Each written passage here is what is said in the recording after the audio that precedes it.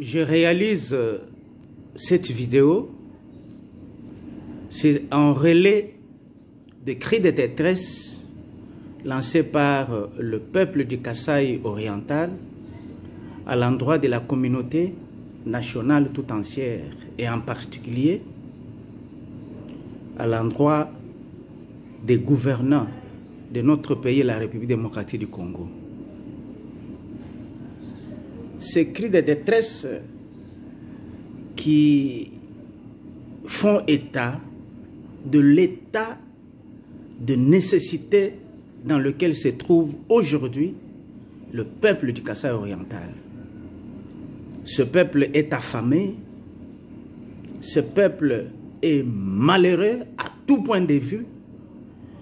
Il n'y a pas d'eau, il n'y a pas d'électricité, il n'y a pas d'hôpitaux, ou si ces hôpitaux il y en a, il n'y a pas de médicaments, il n'y a pas de soins médicaux adéquats dans les hôpitaux du Kasaï oriental et de Mbujimayi en particulier. Les écoles primaires, secondaires sont aujourd'hui en lambeaux. Les enfants étudient à même les sols. Il n'y a pas de route au Kasaï oriental en Mbujimayi. Tout est détruit. En Mbujimayi, c'est la marche à pied. Les moyens de transport en Mbujimayi, ce sont des pieds de mes frères et sœurs. S'il y a un moyen de transport, c'est peut-être la moto. Parce qu'il n'y a pas de route en Mbujimayi. Les femmes du Kasaï oriental de Mbujimayi, ce sont des laissés pour compte. Elles accouchent à même les sols. Ces femmes font des pieds d'un point commercial ou des points de leur résidence au point commercial, à pied. Ils peuvent quitter Niabi jusqu'à Mbujimayi à pied, quitter Chibombo jusqu'à Mbujimayi à pied, avec des cossettes de manioc sur la tête. Ça ne peut pas laisser toute conscience normale tranquille. Et je viens ici faire le relais de ces cris de détresse-là. Je constate avec amertume le manque de solidarité, même au niveau national, vis-à-vis de ce peuple du Kasaï oriental. Ce peuple est en train de déserter la province. Aujourd'hui, la province est quasiment vidée de sa population. Ils vont, qui dans le Katanga, qui dans le Bandundu, qui dans le Congo central, qui ici à Kinshasa. Le phénomène Wewa en est une illustration éloquente. Nous nous demandons, et moi je me demande, si réellement dans ce pays, il y a un gouvernement qui s'occupe vraiment de la population. Nous avons vu l'élan de solidarité vis-à-vis de nos frères du Kivu, à la suite de l'éruption du volcan Nyiragongo. Il y a eu des déplacés de guerre. Nous assistons à cette solidarité-là nationale, ce qui est une bonne chose. Mais il y a tout un peuple au Kasaï oriental qui meurt à petit feu. La province est aujourd'hui vide, presque. Toute la population quitte le Kasaï oriental. Où sont les autorités de ce pays? Où sont ceux qui ont l'habitude d'appeler ce peuple-là combattant? Aujourd'hui, ils sont les laissés pour compte à leur triste sort. Dans le Kivu, il y a des déplacés de guerre et de Nyiragongo. Mais au Kasaï, il y a aussi des déplacés de la famine, de la misère. Ce peuple est aujourd'hui réfugié dans son propre pays, dans des provinces autres que le Kasaï oriental, à l'indifférence totale des autorités de ce pays. Qui peut supporter des choses comme ça? Le phénomène Wewa, vous pensez que c'est un fait de plaisir? C'est la misère, c'est l'expression de la misère qui se vit là-bas au Kasaï oriental.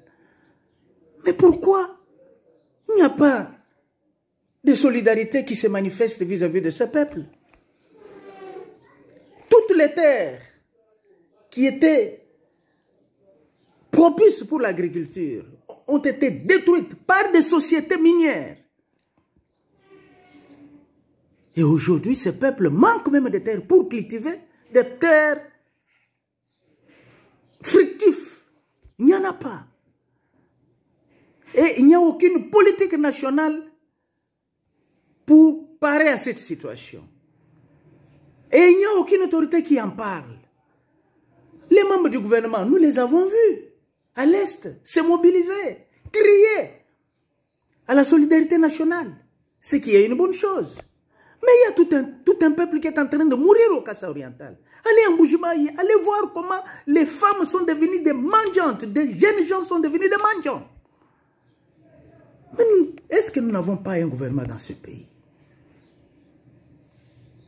Vous attendez qu'au moment des élections, vous veniez là-bas, vous qui avez eu des voix là-bas, que vous veniez pour encore les appeler combattants vivants, combattants vivants, combattants. Ah oui, eux là, ils ne sont que des combattants. Et les autres sont des jouisseurs. Leur combat, c'est le bonheur de ceux qui peuvent jouir de cela. Ah bon? Non, non. Parce que vous les considérez comme des combattants, des inconditionnels. Nous vous voyons, vous distribuez des vivres partout. Il y a des œuvres sociales, il y a des associations à caractère social qui distribuent à manger. Qui fondation telle, qui fondation telle. Ils sont dans les Bas-Congo, ils vont distribuer. Dans les Bandundu, ils vont distribuer. Au Kivu, ils vont distribuer. Au Katanga, ils vont distribuer. Et alors les Kasaï oriental. Ce peuple-là est moins peuple. Les enfants qui meurent de faim là, au Kasaï oriental, sont moins enfants que les autres enfants de la République. Aucun membre du gouvernement, depuis Kabila, moi je n'ai vu aucun ministre, aucun premier ministre qui fait le déplacement au Kasaï oriental pour voir ce qui se passe là-bas. L'indifférence totale. Et c'est le cas même aujourd'hui avec le régime actuel. Je suis mécontent de cela. Qui peut rester, toute conscience normale, quelle est cette conscience-là normale, qui peut rester indifférente face à cette situation jusqu'à ce point? Le peuple du Kasaï oriental, c'est un peuple réfugié dans son propre pays. Mes chers amis, cette solidarité aujourd'hui mobilisée, nationale, autour de Kivu, mais pourquoi ça ne peut pas être aussi le cas pour le Kasaï oriental? Le Kasaï oriental est déjà vide. Ceux qui ont l'habitude d'aller chercher des voix là-bas, des élections. Mais le Kasaï oriental risque de ne même pas avoir à la prochaine élection, même pas 10 députés nationaux. Parce que toute la population est partie. Tous ces ministres originaires du Kasaï oriental qui sont ici, avec de grosses joues, ils mangent des beefsteaks, ils sont en cravate, ils sont en costume. Ah, ils ne parlent que d'autres choses. Ils ne parlent pas de la province du Kasaï oriental. J'entends moins que des gens, surtout les membres du gouvernement, originaires du Kasaï oriental. Je n'entends jamais quelqu'un citer même le mot Bujimayi. Mais dans ce discours, rien du tout. C'est quelle indifférence? C'est dicté par quoi? Vous avez peur de quoi? Ah, vous attendez au moment des élections, mais vous ne trouverez pas d'électeurs là-bas. Parce que tous seront partis dans d'autres provinces. Ils vont constituer un électorat pour d'autres personnes. Et le peu qui vont rester là-bas, vous viendrez combattants vivants, combattants vivants. Ah bon, et ils sont combattants, toujours combattants, combattants jusqu'à la mort. Et les autres sont des jouisseurs jusqu'à la mort. Nous n'allons pas chosifier tout un peuple de cette manière-là. Vous venez là-bas, vous êtes élus, et puis vous partez, c'est terminé, vous oubliez. Nous vous voyons distribuer des bancs. Certains membres de l'UDPS distribuent des bancs dans des écoles ici.